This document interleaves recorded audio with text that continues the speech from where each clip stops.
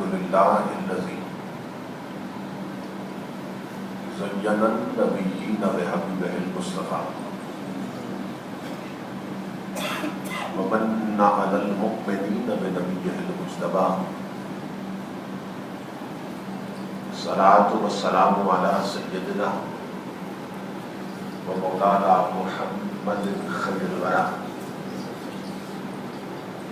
وعلى آله وأصحابه المتأدبين بالتقوى أما بعد فأعوذ بالله السميع العليم من الشيطان اللعين الرجيم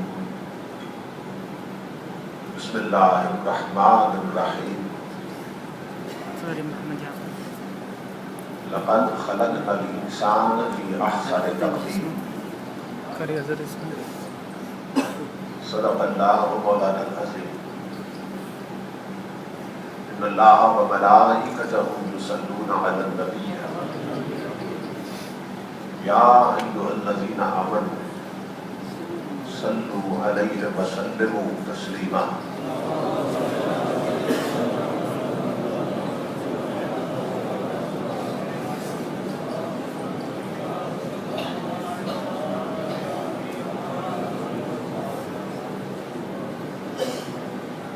لائیں گے سر احترام سرمایہ ملت یادگار اسلاف استاذ العلماء محب و مشفق حضرت علامہ محمد اسلام اظہر صاحب دعوت برکاتہ مولانیہ جناب عزیز خطیب اسلام بہتر خلوص حضرت علامہ ریاض احمد چشتی صاحب وزیر مجموع دیگر معزز علماء کرام اور محترم حاضرین و سامعین، اللہ رب العزت کا لاکھ لاکھ شکر ہے کہ جس نے اپنی توفیق خاص سے آپ کو اور مجھے جمعۃ المبارک کی صحیح ساعتوں میں اپنی پاک بارگاہ میں حاضری کا شرف ادا کیا۔ خوش بخت اور خوش نصیب ہوتے ہیں وہ لوگ جنہیں اللہ رب العزت اپنی پاک بارگاہ میں حاضری کا شرف عطا فرماتا ہے۔ میں عرب امارات کے احباب اہل سنت کا شکر گزار ہوں کہ ان کی محبت بھری دعوت کے نتیجے میں آپ حضرات سے خطابات کی سعادت حاصل کر رہا ہوں۔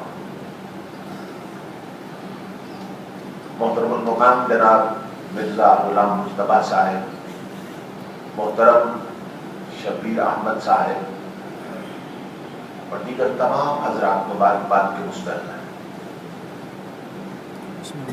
جو اس فکر میں رہتے ہیں نبی اکرم صلی اللہ علیہ وآلہ وسلم کے غلاموں کے عقیدے، ایمان اور اسلامی اعمال کو تحفظ فراہم کیا جا سکے۔ مجوزہ عنوان پر گفتگو کے لیے میں نے آپ حضرات کی خدمت میں قرآن حکیم کے جو الفاظ تلاوت کیا، ان میں اللہ رب العزت نے ایک ایسے احسان کا ذکر کیا ہے جو اس نے ہمیں انسان بنا کے کیا ہے۔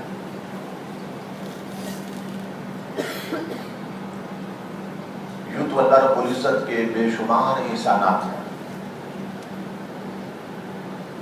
جو انکاؤنٹیبل ہیں، گنتی میں نہیں آتے، جن کے بارے میں اللہ رب العزت نے خود فرمایا ان تعدوا نعمت اللہ لا تحصوها، اگر تم میری نعمتوں کو گننا چاہو تو گن نہیں سکتے۔ میری نعمتیں گنتی میں نہیں آتی۔ جو احسانات جو انعامات میں نے تم پہ کیے ہیں اے میرے بندو وہ انکاؤنٹیبل ہیں، گنتی میں نہیں آتے. لیکن توجہ طلب بات یہ ہے کہ یہ جو فرمایا کہ تم گن نہیں سکتے میرے انعامات، اس تم سے مراد کون ہے؟ یہ توجہ طلب بات. یہ جو فرمایا کہ میں نے تم پہ اتنے احسانات کیے، تمہیں اتنا کچھ دیا، تم پہ اتنا کرم کیا، اتنی نوازشیں ہیں، اتنے انعامات ہیں کہ تم گن نہیں سکتے، گنتی سے باہر ہیں وہ انعامات. تو یہ کس کو دیے؟ اس تم سے مراد کون ہے؟ ہم سب. یہ توجہ طلب بات. اللہ رب العزت نے ہم جیسوں کو فرمایا کہ تمہیں اتنا دیا کہ گنتی میں نہیں آتا. پھر توجہ سے سنیے، ایک پوائنٹ ہے جو آپ کو دے رہا ہوں. اللہ رب العزت نے فرمایا عام بندوں کو، ہم جیسوں کو فرمایا کہ تمہیں اتنا دیا کہ گنتی میں نہیں آتا. اب خود تصور کیجیے کہ جب ہم جیسوں کو اتنا دیا کہ گنتی میں نہیں آتا، جو اپنے حبیب کو دیا ہوگا اسے کون گن سکتا ہے؟ یہ تو یار کے سر کا صدقہ ہے جو ہمیں دیا، یہ تو یار کے قدموں کی خیرات ہے جو ہمیں عطا کی ہے. جس کے سر کا صدقہ گنتی میں نہیں آتا، اس یار کو دیا ہوگا اسے کون گن سکتا ہے؟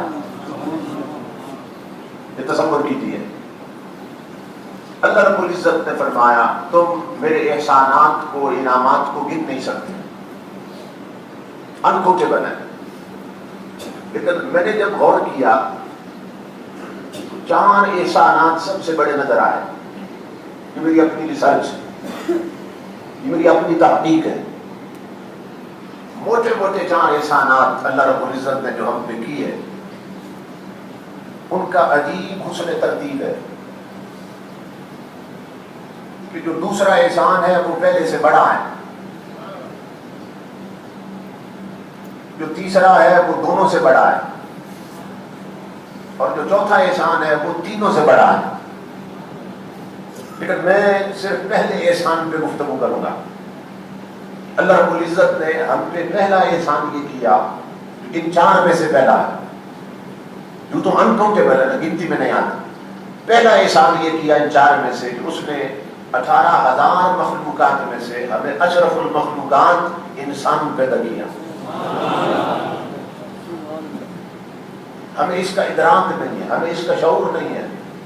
اس نے انسان بنا کے ہم پہ کتنا بڑا احسان کیا.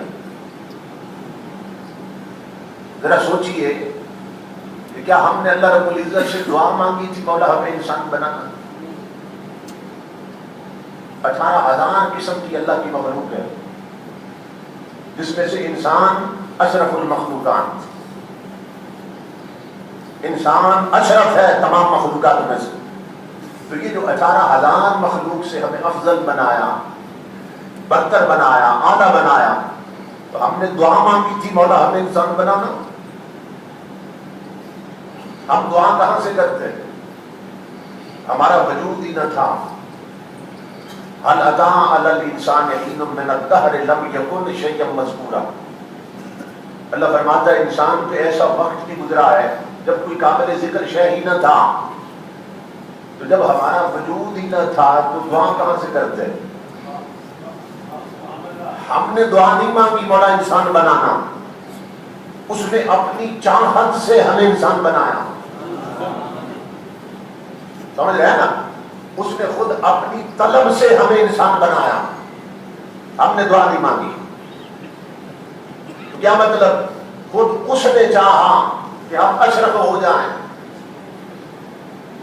خود اس نے چاہا کہ 18,000 مخلوق پہ ہم افضل ہو جائیں. ہم نے نہیں چاہا، ہم تھے نہیں تو چاہت کہاں سے ہوتی. کہ خود اس نے چاہا کہ ہم افضل ہو جائیں، خود اس نے چاہا کہ 18,000 مخلوق پہ ہم برتر ہو جائیں، اعلیٰ ہو جائیں. اب توجہ طلب بات ہے، اگر یہ بات آپ سمجھ گئے تو مجھے جواب دیجیے کہ ہم نے پہلے اسے چاہا یا اس نے پہلے ہمیں چاہا؟ یہ توجہ طلب بات.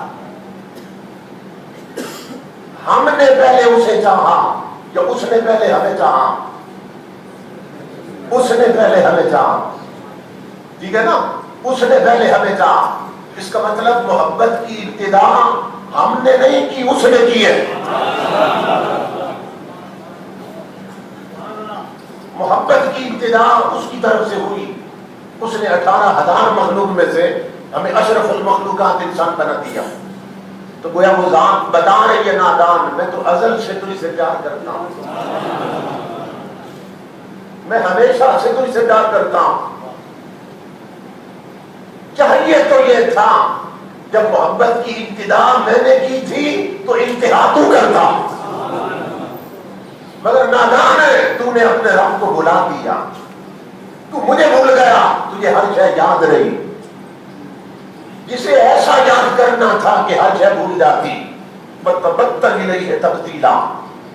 جس کا حق تھا کہ اسے یاد کرتا اور ہر شے بھول جاتا. نادان تو خود اسے کو بھول گیا.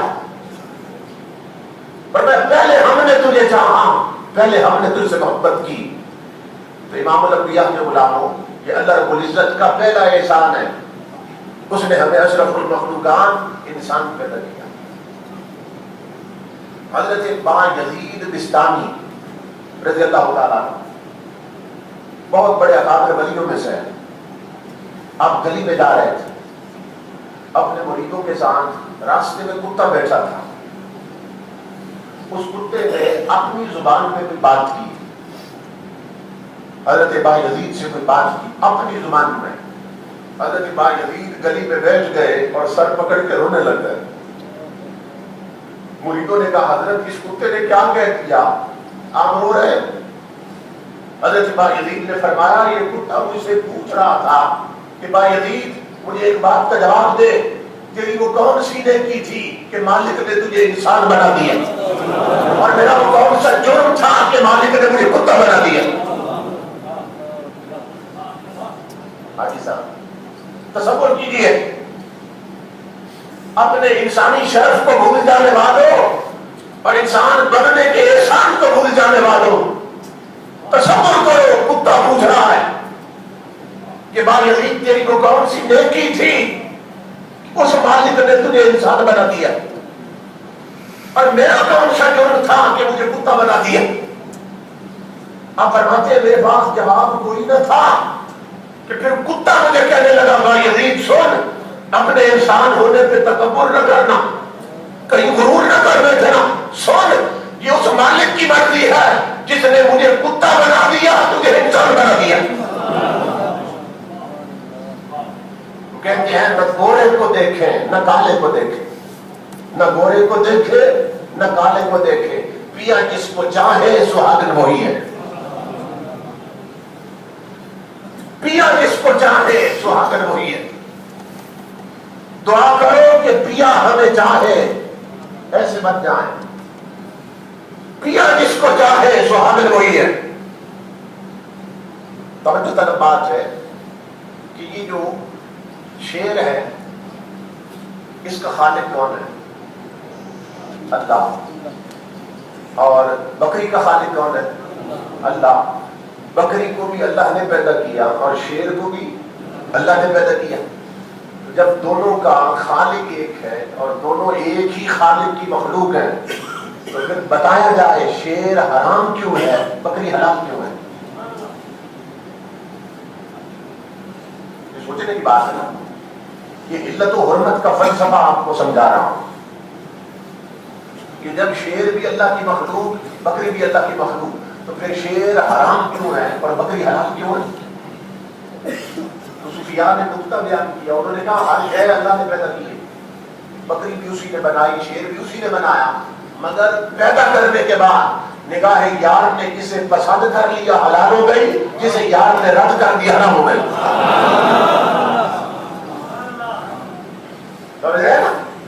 جسے وہ پسند کر لے، نہ گورے کو دیکھے نہ کالے کو دیکھے، پیا جس کو چاہے سہاگن وہی ہے.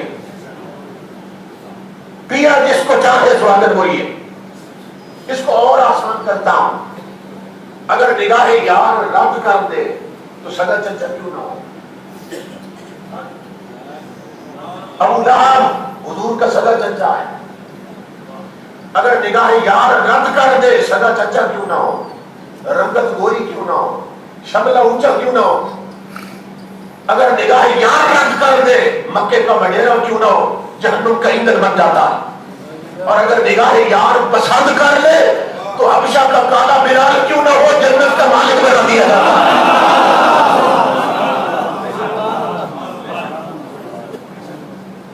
جسے نگاہ یار پسند کر لے ایسے بن جاؤ کہ نگاہ یار پسند کر لے، ایسے بن جاؤ جسے نگاہ یار پسند کر لے۔ امام الانبیاء کے غلام ہو، نہ گورے کو دیکھے نہ کالے کو دیکھے، پیا جس کو چاہے سہاگن بولیے۔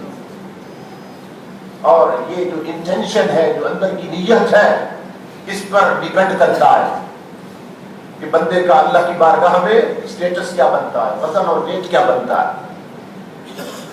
یہ جو سب سے مہنگا عطر ہے یا سب سے مہنگی خوشبو ہے وہ ہے مشک۔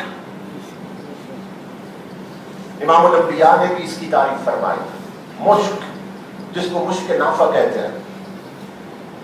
کبھی آپ نے تصور کیا یہ بنی کہاں سے ہے؟ جو سب سے مہنگی خوشبو ہے یہ بنتی کہاں سے ہے؟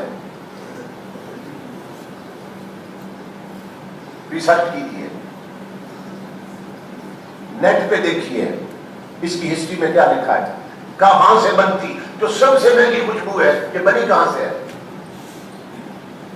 یہ جو ہرنیاں ہیں، ہرنیاں ڈیئرز، ان کی ایک قسم ہے، ایک قسم، ہر قسم کی نہیں، ایک قسم کی ہرنیاں ہیں کہ جو جنگل میں دوڑتی ہیں، صحرا میں دوڑتی ہیں، جن کے پاؤں سے دست اور گرد اڑتی ہے، ان کے ناف میں جمع ہوتی رہتی ہے، جب دوڑتی ہیں تو گرد ناف میں جمع ہو جاتی ہے، پھر دوڑتی ہیں تو پھر پسینہ بھی اوپر سے نیچے ناف میں جمع ہوتا رہتا ہے، بیلی بٹن میں ناف میں جمع ہوتا رہتا ہے۔ جب وہ مٹی اور پسینہ ایک مکسچر سا بن جاتا ہے تو وہ گارے کی شکل اختیار کر لیتا ہے، جیسے مٹی کو پانی میں بھگو دیا جائے گارا بن جاتا ہے، گارا سا بن جاتا ہے اس کی ناف میں، پھر ہوائیں چلتی ہیں تو وہ خشک ہو جاتا ہے، وہ ایک مٹی کا ڈھیلا سا ہوتا ہے، جب وہ دوڑتی ہیں تو اپنے وقت پہ جا کر وہ ڈھیلا گر جاتا ہے جنگل میں، اسی میں مشک ہوتی ہے، وہی مشک ہے، اسی میں مشک نہیں ہوتی بلکہ وہی مشک ہوتی ہے۔ جہاں وہ گر جائے پورا جنگل خوشبو سے مہکنے لگتا ہے، پھر لوگ اس کی تلاش میں نکلتے ہیں، جو خوشبو بڑھتی جائے انہیں سمجھ آتی ہے ہم اس ڈھیلے کے قریب پہنچ رہے ہیں، وہ سب سے مہنگی خوشبو ہے جس کو مشک نافع کہتے ہیں۔ امام الانبیاء کے غلاموں، یہ خوشبو آئی کہاں سے ہے؟ جانور ان میں یہ خوشبو کہاں سے آئی؟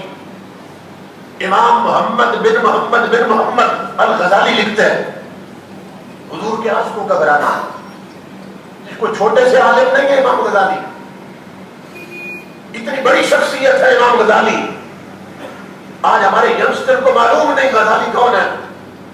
میں نے یورپ میں دیکھا ہے، وہاں کے انگریز بچے غزالی پہ پی ایچ ڈی کر رہے ہیں، غزالی پہ تھیسس لکھے جا رہے ہیں، غزالی پہ ڈاکٹریٹ کی ڈگریاں لی جا رہی ہیں۔ ہماری نسلیں نہیں جانتی ہیں غزالی کون ہے، ہمیں کفر و طاغوت کے پجاریوں نے انڈیا کی فلموں میں بٹھا دیا، ہمیں نیٹ پہ بٹھا دیا، ہمارے ہاتھوں سے انہوں نے سیرت فاروق اعظم کی کتابیں چھین لی، ہماری وہ بیٹیاں کہ جن کے ہاتھ میں سیرت فاطمہ کی کتابیں ہونی چاہیے تھی وہ رومانٹک ناول پڑھ رہی ہیں، ہمارے وہ جوان کہ جن کی جیبوں میں سورہ یاسین رہا کرتی تھی آج تاش کے پتے آ گئے، ہمیں دور کر دیا ہمارے حسد سے۔ لوگ نہیں جانتے غزالی کون ہے، سنیے غزالی وہ عاشق رسول ہے۔ امام غزالی کہتے ہیں لوگوں مجھے نہیں معلوم تمہارا حال کیا ہے، کہتے ہیں مگر مجھے پیدا کرنے والے کی قسم ہر نمازی نماز میں حضور پہ سلام بھیجتا ہے، التحیات میں سلام بھیجتا کہ نہیں بھیجتا؟ بھیجتا ہے نا. کیا کہتا ہے؟ السلام علیکہ ایھا النبی. یہ ڈائریکٹ حضور پہ سلام ہوتا ہے. جب دوسرا ہم سلام پڑھتے ہیں نا اللہم صلی علی محمد اللہم صلی وسلم علی محمد، اس میں عرض کرتے اے اللہ تو سلام بھیج محبوب پہ، تو درود بھیج محبوب پہ. لیکن جب السلام علیکہ ایھا النبی کہتے ہیں تو یہ ڈائریکٹ سلام ہے حضور کی ذات. کہ بندہ خود عرض کرتا ہے میرے آقا آپ پہ میرا سلام ہو.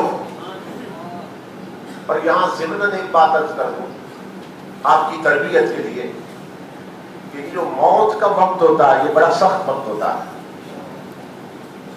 سیدنا علی المرتضیٰ فرماتے ہیں کہ اگر زندہ بندے کے جسم پر 1000 تلوار کے وار کیے جائیں، زندہ جسم پر 1000 بار تلوار ماری جائے اور وہ سارا درد اکٹھا کیا جائے تو تب بھی موت کا درد نہیں بنتا. موت کا درد اس سے بھی اگلا ایسا وقت ہے. مگر میں نے صوفیاء کی کتابوں میں پڑھا کہ جو بندہ ہر روز 100 بار یہ نماز والا سلام پڑھتا رہے حضور پر، السلام علیکم ایھا النبی ورحمۃ اللہ وبرکاتہ، ہر بندہ 100 بار ہر روز جو یہ سلام پڑھتا رہے نماز والا اپنے رسول پر، اسے موت اس طرح آتی ہے جس طرح اسے بستر پہ نیند آیا کرتی تھی. اس لیے یہ بھی سوچیے، اس کو یاد رکھیے، کوئی وقت نہیں لگتا زیادہ. السلام علیکم ایھا النبی ورحمۃ اللہ وبرکاتہ یہ 100 دفعہ پڑھنا ہے. بزرگ فرماتے ہیں ایسے موت آئے گی جیسے بستر پہ نیند آتی تھی، تکلیف نہیں ہوگی موت کی. امام غزالی فرماتے ہیں لوگوں ہر نمازی پڑھتا ہے السلام علیکم ایھا النبی، فرمایا نہیں معلوم تمہارا حال کیا ہے، مگر اللہ کی عزت کی قسم غزالی کو 12 سال ہو گئے، ادھر التحیات میں مصطفیٰ کو سلام کہتا ہوں، ادھر مدینے سے سلام کا جواب سن لیتا ہوں.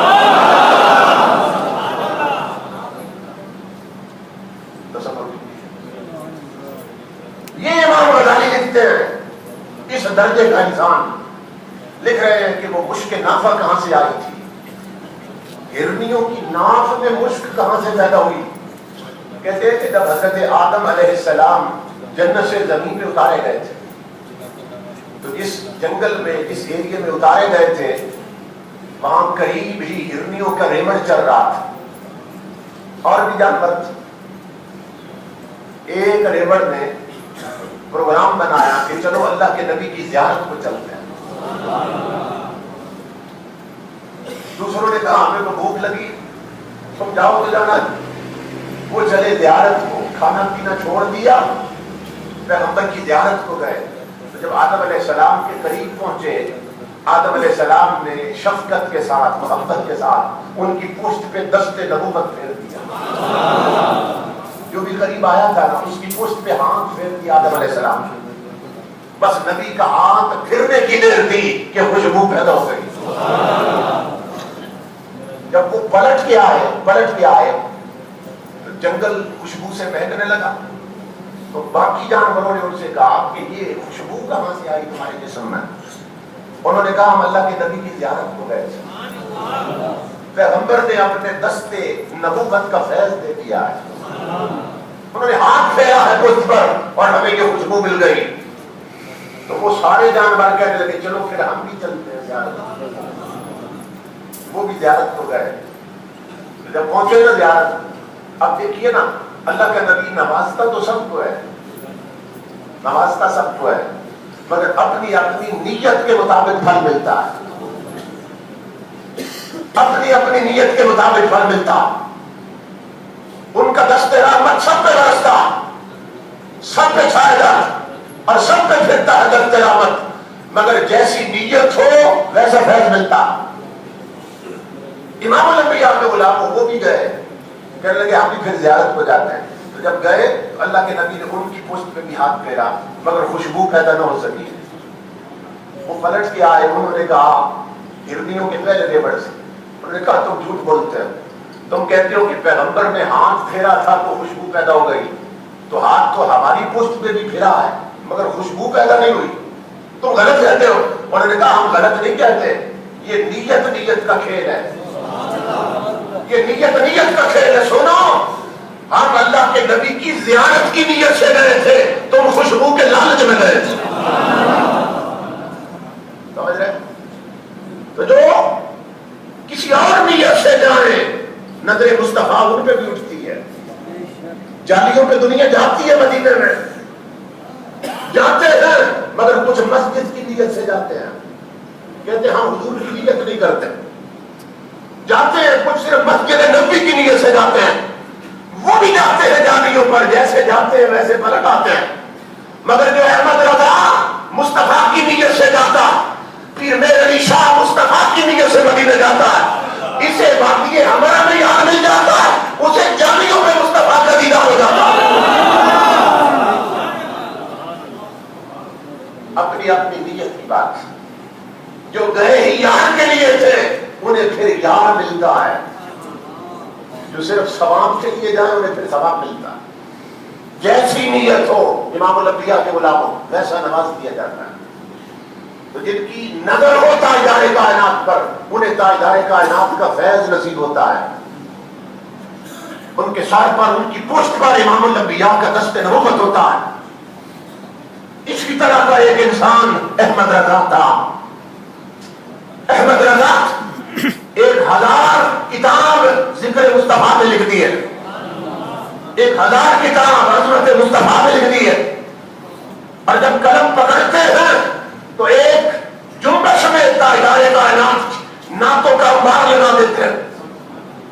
جب قلم پکڑتے ہیں تو امام الانبیاء کے غلاموں قطرے کو سیراب کی وسعتیں دے دیتے ہیں، سمندر میں بدل دیتے ہیں. اور ایسا لگتا ہے اللہ کی عزت کی قسم کہ یہ قلم احمد رضا کا ہے اور پیچھے فیض سارا میرے مصطفیٰ کا ہے. پر امام الانبیاء نے ایک قاعدہ اور ضابطہ بتا دیا، ذہن میں رکھیے. حضور نے بتا دیا، فرمایا شفاعتی لمن یؤمن بہا. ایک حدیث میں فرمایا شفاعتی حق، فرمایا میری شفاعت حق ہے. قیامت کے دن میرے اشارے پہ مجرم چھوٹ جائیں گے، میرے کہنے پر دنیا کا مقدر بدلے گا، میری گزارش پر کئی جہنمی جنتی ہو جائیں گے. امام الانبیاء بتا رہے ہیں قیامت کے دن میرے اشارے پر جہنمی جنتی ہو جائیں گے، لیکن شفاعتی لمن یؤمن بہا، میں شفاعت کروں گا اس کی جو میری شفاعت پر ایمان رکھتا ہے. یہ بتا دیا. امام الانبیاء کا فیض اسے ملتا ہے جو تاجدار کائنات کے فیض کا قائل ہوتا ہے. امام الانبیاء کے غلاموں، اور جس میں جتنا ادب ہوتا ہے، جتنی محبت ہوتی ہے، اس کو اتنا زیادہ امام الانبیاء کا فیض نصیب ہوتا ہے. ایک آیت ہے پڑھنے والوں نے اپنے رنگ میں پڑھی، اپنی نیت سے پڑھی، اور انہوں نے اعلان کر دیا ولی نبی کچھ نہیں کر سکتے. کیوں؟ آیت کیا ہے؟ یمحو اللہ ما یشاء ویثبت وعندہ ام الکتاب.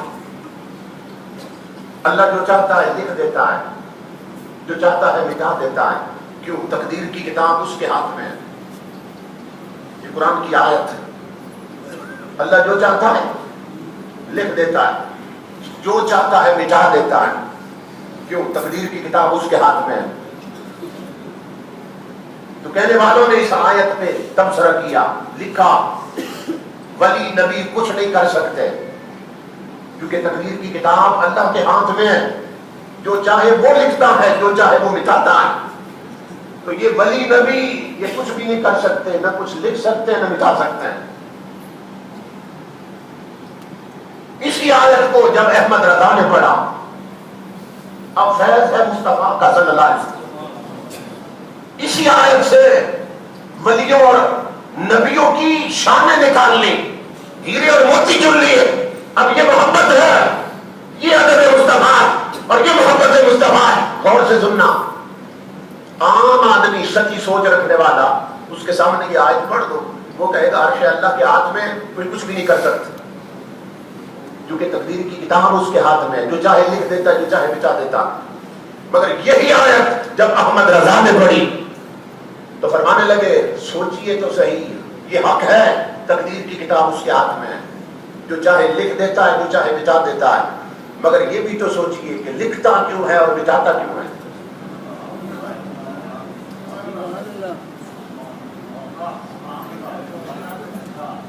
یہ بھی تو سوچئے لکھتا کیوں ہے اور پھر لکھے کو مٹاتا کیوں ہے؟ ہم بھی تو لکھتے ہیں نا، آپ بھی لکھ لیتے ہیں، میں بھی لکھ لیتا ہوں۔ ابھی یہ جو ساری سیریز ہے پروگراموں کی، یہ حاجی صاحب نے پرنٹ کروا دی کہ یاد نہیں رہتا کس تاریخ کو کہاں پہ پروگرام، تو ہم کیوں لکھتے ہیں؟ بھولنے کے ڈر سے لکھ لیتے ہیں۔ میرے پاس ڈائری ہے، کس تاریخ کو کس جگہ پہ خطاب کرنا، پاکستان میں ہو یا یہاں پہ، میں لکھ لیتا ہوں کیونکہ بھول جاتے ہیں، اتنی باتیں یاد نہیں رہتی، فلاں تاریخ کہاں پہنچنا ہے، تو ہم بھولنے کے ڈر سے لکھ لیتے ہیں۔ تو ہم بھی لکھتے ہیں نا، مگر کیوں لکھتے ہیں؟ بھولنے کے ڈر سے لکھ لیتے ہیں۔ اور جب لکھے کو مٹا دیتے ہیں تو کیوں مٹا دیتے ہیں؟ غلط لکھ دے تو مٹا دیتے ہیں۔ توجہ سے سننا میرے لوگ، بلکہ اعلیٰ حضرت امام الانبیاء کا غلام، ہم بھولنے کے ڈر سے لکھتے ہیں اور غلط لکھتے تو مٹا دیتے ہیں۔ اللہ رب العزت قرآن میں اعلان کر رہا ہے، لوگوں میں لکھتا بھی ہوں اور میں مٹاتا بھی ہوں۔ اب اللہ کے بارے میں کوئی تصور کر سکتا ہے کہ وہ بھولنے کے ڈر سے لکھتا ہے، کہ وہ بھول جاتا ہے اس لیے لکھ لیتا؟ یہ سوچنا بھی کفر ہے۔ اور کوئی یہ تصور کر سکتا ہے کہ غلط لکھ دیتا اس لیے پھر لکھے کو مٹا دیتا؟ اللہ غلط لکھ سکتا؟ تو یہ سوچنا بھی کفر ہے۔ تو پھر اعلان کر رہا ہے میں لکھتا بھی ہوں میں مٹاتا بھی ہوں۔ تو پھر سوال پیدا ہوگا، مولا جب تو بھولتا نہیں تو پھر لکھتا کیوں ہے؟ اور جب غلط نہیں لکھتا تو پھر لکھے کو مٹاتا کیوں ہے؟ یہ سمجھ آ رہی ہے بات آپ؟ جب نہیں بھولتا، بھولنا کے نشان کے لائق نہیں، پھر کیوں لکھتا ہے؟ اور جب غلط نہیں لکھتا پھر لکھے کو مٹاتا کیوں ہے؟ آبادہ نادان، یہی تو تمہیں سمجھا رہا ہوں۔ میں نہیں بھولتا کہ اس ڈر سے لکھ لوں، اور غلط نہیں لکھتا کہ اس ڈر سے مٹا دوں۔ نہ میں بھولتا ہوں نہ میں غلط لکھتا ہوں، مگر لکھتا بھی رہتا ہوں مٹاتا بھی رہتا ہوں۔ مولا کیوں؟ فرمایا جب کوئی یار کہتا ہے تو لکھ دیتا ہوں، یار کہتا ہے تو مٹا دیتا ہوں۔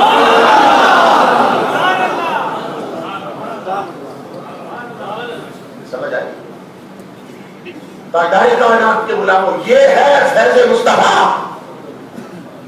جو بریلی میں پہنچا ہے اور احمد رضا کی زبان سے نکلا ہے، کیونکہ اس کے لیے تاجدار کائنات کی گلی کے کتوں سے بھی محبت کرنی پڑتی ہے۔ یہ گنبد خضرا کا فیضان ویسے نصیب نہیں ہوتا جب تک من کے رشتے گنبد خضرا سے جوڑ نہ دیے جائیں۔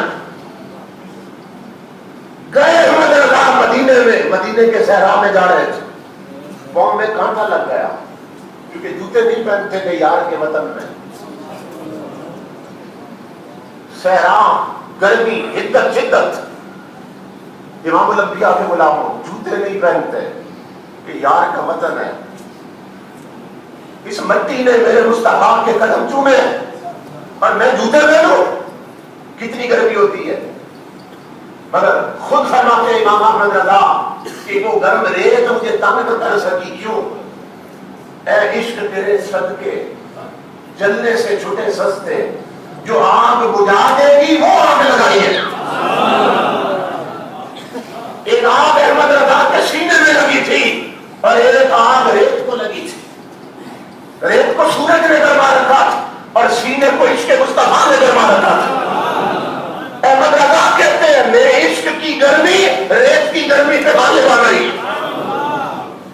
جوتے نہیں پہنے، جا رہے تھے، پاؤں میں مدینہ کے صحرا کا کانٹا لگ گیا، جھکے زمین پر، پاؤں سے کانٹا نکالا، چوما، آنکھوں پہ رکھا اور یہاں دل والی جگہ پہ، یہاں جیب میں لٹکا دیا۔ اور کانٹے کو کیا کہتے ہیں؟ یہ عشق ہے، یہ ادب مصطفیٰ ہے۔ کانٹے کو دیکھ کر رو کر فرمانے لگے، خار صحرائے نبی پاؤں سے کیا کام تجھے؟ خار صحرائے نبی پاؤں سے کیا کام تجھے؟ آ میری جان میرے دل میں ہے رستہ تیرا۔ خار صحرائے نبی پاؤں سے کیا کام تجھے؟ آ میری جان، میرے دل میں ہے رستہ تیرا، اے مدینہ کے صحرا تو میرے محبوب کے صحرا کا قاطع ہے، تیری جگہ احمد رضا کا کون نہیں، احمد رضا کا دل ہے۔ سردار کائنات کے غلاموں، تو جو اس درجے کا انسان ہے اسی کو مدینے سے فیض مل رہا ہے۔ قلم احمد رضا کا ہے اور پیچھے فیض سارا مصطفیٰ کا ہے۔ یہ بھی آیت بعض لوگوں نے پڑھی اور کہا دیکھو جی اللہ رب العزت فرما رہا ہے انہ مفاتیح الغیب لا یعلمها الا هو، کہ غیب کی کنجیاں اللہ کے پاس ہیں اور اس کے سوا انہیں کوئی نہیں جانتا۔ تبصرہ کیا اس آیت سے، غیب کی کنجیاں جب اللہ کے پاس ہیں اور کوئی غیب نہیں جانتا، جب کنجیاں اس کے پاس ہیں۔ اور دوسری آیت وہ بھی قرآن کی آیت، وہ بھی پڑھ دیتے ہیں، لہو مقالید السماوات والارض، مقالید کا معنی بھی کنجیاں ہیں، چابیاں، اور مفاتیح کا معنی مفتاح جمع، وہ بھی چابیاں ہیں۔ قرآن سے اللہ فرماتا ہے زمین و آسمان کی چابیاں اس کے پاس ہے، اللہ کے پاس۔ لہو مقالید السماوات والارض، زمین و آسمان کی چابیاں اللہ کے پاس ہے۔ اور یہاں فرمایا انہ مفاتیح الغیب، غیب کی اللہ کے پاس ہے، کوئی نہیں جانتا اس کے سوا۔ اس کو پڑھنے والوں نے تبصرہ یہ کر دیا نہ کوئی نبی غیب جانتا ہے نہ نہیں جانتا ہے، یہاں تک کہہ دیا کہ مصطفیٰ کو دیوار کے پیچھے کی خبر نہیں۔ ایک سوچ تھی نہ تھا، ایک اینگل سے پڑھتے رہے۔ یہی آیتیں جب احمد رضا نے پڑھی ہے، یہی آیتیں جب پشتہ عشق کے مصطفیٰ نے پڑھی ہے، فرمایا ذرا لفظوں پہ غور تو کرو۔ وہاں فرمایا انہ مفاتیح الغیب، غیب کی مفاتیح اس کے پاس ہے، مفاتیح۔ اور دوسری آیت میں فرمایا لہو مقالید، مقالید کا معنی بھی چابیاں اور مفاتیح کا معنی بھی چابیاں۔ اب مفاتیح کا پہلا حرف کیا ہے؟ بولیے میم، اور مفاتیح آخری حرف کیا ہے؟ ہے، آج جسے کہتے ہیں قرات کی زبان میں ہے، پہلا حرف میم، دوسرا حرف ہے، مفاتیح جس کا معنی چابیاں۔ اور دوسری دفعہ قرآن میں فرمایا لہو مقالید، مقالید کا معنی بھی چابیاں۔ تو مفاتیح کا پہلا حرف میم اور آخری حرف ہے، اور مقالید جس کا معنی چابیاں، اس کا پہلا حرف میم اور آخری حرف دال۔ میم ہے اور میم دال کیا بنا؟ میم ہے اور میم دال کیا بنا؟ محمد بنا۔ تو احمد رضا کہتے اللہ اشارہ دے رہا زمین کی چابی بھی محمد ہے، آسمان کی چابی بھی محمد ہے۔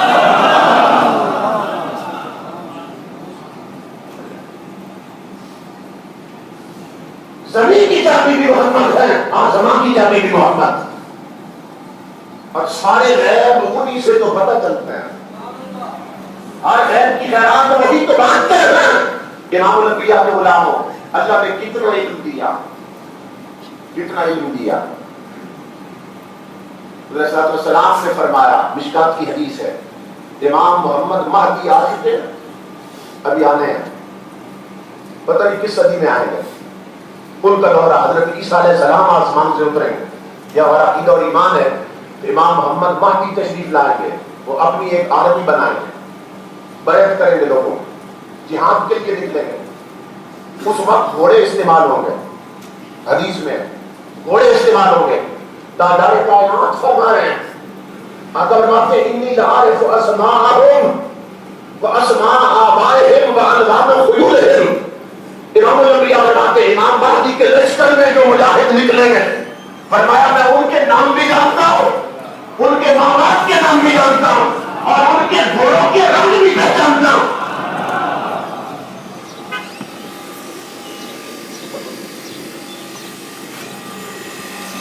قیامت کے دور میں امام مہدی کا تیار ہوگا، جو رسول ان مجاہدوں کے نام جانتا ہے، جو رسول ان کے نیچے سماج کے طور پر گھوڑے استعمال ہونے والے رنگ جانتا ہے، وہ اپنے امتی کا درجہ سلام نہیں جانتا۔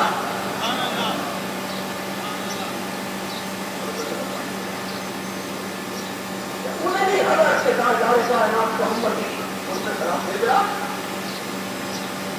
خدا بیٹی میں ایک دیوانہ ہے مت بن گیا. نام سنا ہوگا کسی دور کا بندہ ابھی 3 مہینے ہوئے اس دیش میں جس کے مطابق کا خاتمہ بن گیا. ہمارے بہت بڑے آدمی سے دیش میں ملے گئے ساؤتھ بانگے کے نام سے رسول کی بڑی قربانی بتا کو صحیح میں رات اور کچھ سے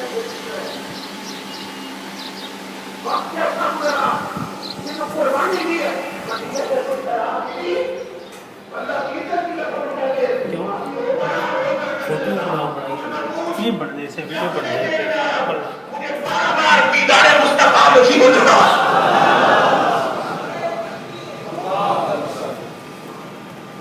سمجھ رہے ہیں قاضی نے بڑی پیاری بات کی ہے. وہ کہتا ہے سنا لوگوں کی نظر میں یہ جیل کی کوٹھڑی ہے مصطفیٰ نے مدینے کی گلی بنا دی ہے.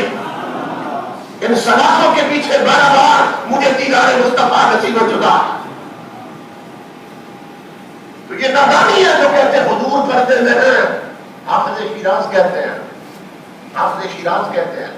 وہ کہتے ہیں حجاب چہرہ جامی شعبت غبار تنت تو خود حجاب خودی حافظ ازمایاں برخیز. حافظ کہتے ہیں تو کہتے ہیں حضور پردے میں نادان حضور پردے میں نہیں ہے تو خود پردوں میں ہے. تجھ پر حوث کے پردے ہیں بے حیائی کے پردے رب کی نافرمانی کے پردے زکات نہ دینے کے پردے نماز چھوڑنے کے پردے فلمیں تکنے کے پردے غیبت کے پردے چغلی کے پردے حرام خوری کے پردے. حافظ کہتے ہیں پردے تجھ پر ہیں اپنے پردے ہٹا مصطفیٰ کو تیرے سامنے بیٹھے ہیں.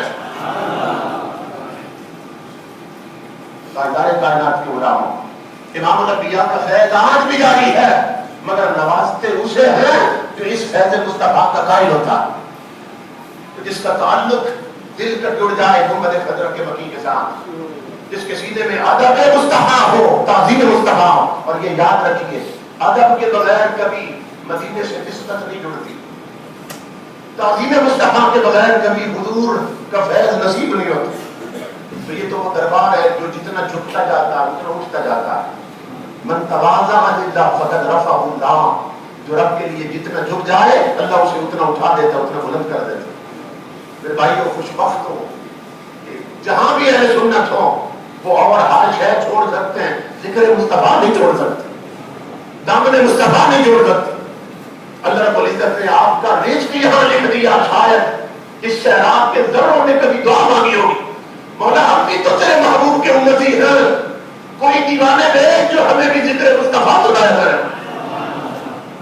وہ رزق وہاں بھی دے سکتا تھا مگر یہاں بھیج دیا. اور اس مچی پہ بیٹھ کر آپ اپنے رسول کا ذکر کرتے ہیں. تاجدار کائنات آپ کے دل کی دھڑکنوں میں رہتے ہیں کہ یہ ملک اہل اسلام کا ملک مسلمانوں کا ملک اس نے آپ کو بنا دی. یہاں رب نے رزق دیا. امام الانبیاء کے غلاموں جس طرح اپنے ملک کا احترام ضروری ہے اس ملک کا بھی احترام ضروری ہے. جس طرح وہاں کے قانون کی پابندی ضروری ہے اسی طرح یہاں کے قانون کی پابندی ضروری ہے. اس ملک کو اپنا گھر سمجھیے اور اس طرح اسے صاف رکھیے جیسے اپنا گھر صاف رکھتے ہیں.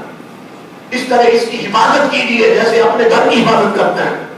کیونکہ امام الانبیاء نے فرمایا جو جہاں رہتا ہے اسے وہاں کے ماحول کی حفاظت کرنی چاہیے. آپ کو قدرت نے یہاں بھیجا وہاں مل جائیں محبتیں پھیلائیں نفرت ختم کریں اور اپنی اولاد میں حضور کا دین ٹرانسفر کریں.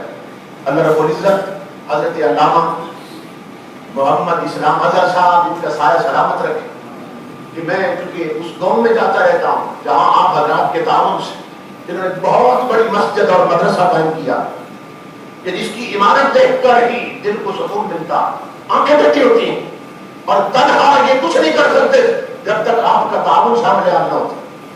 تو یہ بہت بڑی بات ہے آپ رہتے یہاں رہے اور آپ کا ثواب وہاں لکھا جا رہا ہے. بہت بڑی عمارت. میں سمجھتا ہوں کہ پورے ضلع چکوال میں اہل سنت کے کسی مدرسہ کی اتنی عالیشان عمارت نہیں. اور پھر صرف عمارت نہیں عمارت بھی سنواری گئی اور اندر جو طالب علم پڑھ رہے ہیں ان کے سینے سنوارے جا رہے ہیں ان کا کردار سنوارا جا رہا ہے. بڑی محبت سے حضرت علامہ مفتی غلام مرتضیٰ سیالوی صاحب اور دیگر شخصیات سرپرستی فرما رہی ہیں. حضرت یہاں بیٹھے مسلسل رابطہ رکھتے ہیں، تو یہ بہت بڑی سعادت ہے کہ آپ کا حصہ اسلام میں اللہ رب العزت نے قبول کر رکھا ہے۔ یہ ذہن میں رکھیے، نبی اکرم صلی اللہ علیہ وسلم نے فرمایا کہ جب رب کے نام پہ کوئی دیتا ہے تو جسے دیتا ہے اللہ فرماتا ہے اس کے ہاتھ میں بعد میں آتا ہے، میرے ہاتھ میں پہلے آتا ہے۔ یہ حدیث قدسی، آپ کا پیسہ، آپ کا تعاون سیدھا اللہ کے ہاتھ میں جا رہا ہے۔ اللہ رب العزت تمام بھائیوں کو لمبی عمر بالخیر عطا فرمائے، آپ کے کاروبار میں، رزق میں، اولاد میں، عمر میں، صحت اور عزت میں غیر خانی برکتیں پیدا فرمائے، اور ان علماء حقہ کا سایہ کا دین ہمارے سروں پہ قائم رکھے۔ وما علینا الا البلاغ۔